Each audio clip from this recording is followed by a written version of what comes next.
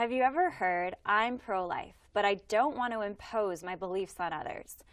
Or, "I'm personally opposed to abortion, but I just can't take away somebody else's choice to have one"?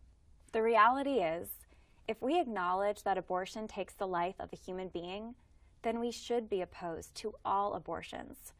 Every innocent human being has a right to not be killed, and that's why we can't just be personally pro-life. Those who are personally pro-life, in an effort to be fair towards other people's views, are actually putting forth a view that's very unfair.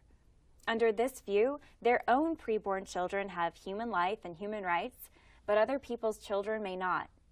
If a person is going to be personally pro-life and grant their own preborn children the right to life, then shouldn't they grant that right to every other preborn child? A person would never say that they only personally oppose child abuse. They never say, "Well, I would never abuse a child myself, but I can't take away a parent's right to abuse their own kids." It wouldn't make any sense. But if the preborn are human beings, then abortion is the ultimate form of child abuse. Or imagine if somebody said, "I'm personally against slavery, but I wouldn't stop anybody else from owning slaves." Or, "I'm personally against the Nazi Holocaust, but I can't stop somebody else from persecuting Jews."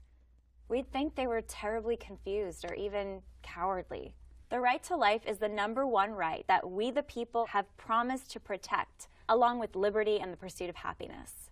If our laws do not protect the right to life, then they're failing their most basic function. So it's actually impossible to be just personally pro-life.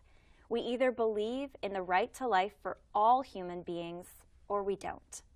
Some of those who call themselves personally pro-life think that to oppose abortion means taking away the rights of other people. But that's completely upside down. No one should think that they have the right to kill an innocent human being, especially if that human being is their own child. To oppose abortion is to protect children from having their most fundamental rights taken away. Since Roe v. Wade, over 60 million children have been killed by abortion. Let that sink in. 60 million human lives. And these lives continue to be killed every day. In our country, in our states, in our cities. For many of us, it's happening down the street from our homes.